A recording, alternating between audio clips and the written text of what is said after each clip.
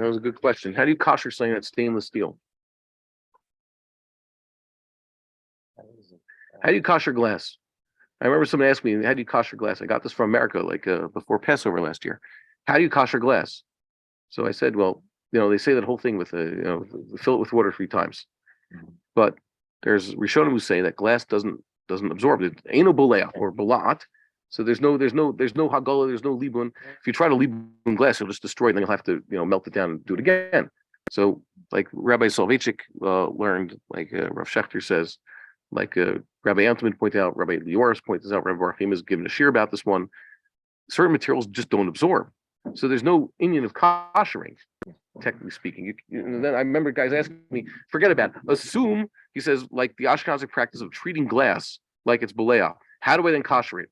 I said, assuming that reality is not reality and your glass is absorbing taste, so you'd have to kosher it if it's used for hot liquids. So you have to do hagala to it.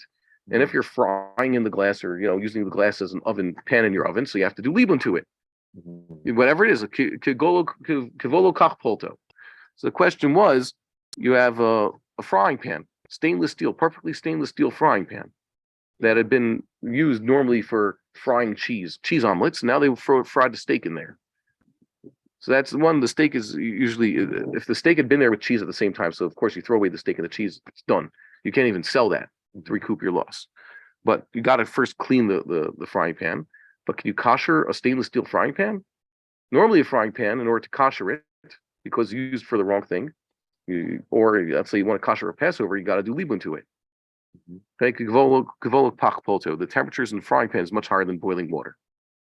The pot in which you boil your noodles, the noodle water gets a little bit above the boiling point of water. Why? Because you put salt in there and there's other things dissolved in the water. So the water achieves a temperature a little bit more than 100 Celsius. So you do hagala. You purge that pot in a larger pot, boiling water. But stainless steel, you could do an act of purging, but honest to God, your libun doesn't accomplish anything. You could do it, but it's not like you necessarily need to. Which is why l'chadchila, you should have separate forks and knives for milk and fleshik like we have. But nowadays we have everything is stainless steel. No one uses silverware. It's called silverware, but because it used to be made of silver. Nowadays there's not observant at all. Yeah, it doesn't. It's a physical impossibility. So there's nothing you could do. So you just have to clean it well with soap. And that's the honest truth. So it's a very difficult thing. What are you going to do? You should have separate kalim for these things, but the Evid, there's no active koshering. It's not accomplishing anything. It's like once again, let's talk about the haseva on Passover. So Rabbi Bar-Hayim has popularized the position. So already in the Rishonim say that nowadays we sit at tables and chairs, we don't lean on a couch to eat. So there's some people still machmir. So they get a nice armchair, and they get themselves a pillow, and they'll drink the wine. I'll demonstrate. They go like this. But here's the upshot of what Rabbi Bar-Hayim is saying. Even those people who are machmir to lean over and drink their wine are not accomplishing what Chazal said. They're being machmir but they're not accomplishing anything because they're not on a couch. Unless they have their feet up and they're on this nice padded bench or on a couch or a bed or something, they're not doing the haseva of Chazal anyways.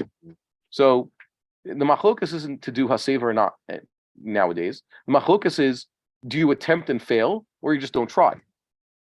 So the Rav Yil and the Rabbi Bar-Hayim, they're not even trying because they know it's not relevant. And the others who are machmir to do haseva and lean over like this are trying and failing, but no one does it. Okay, so what are you going to do? You could kosher your stainless steel equipment. You could go through the act of koshering it, but you haven't accomplished anything because it didn't absorb anything. It didn't purge anything. We would like to encourage our viewers to share these videos with friends and send in your responses.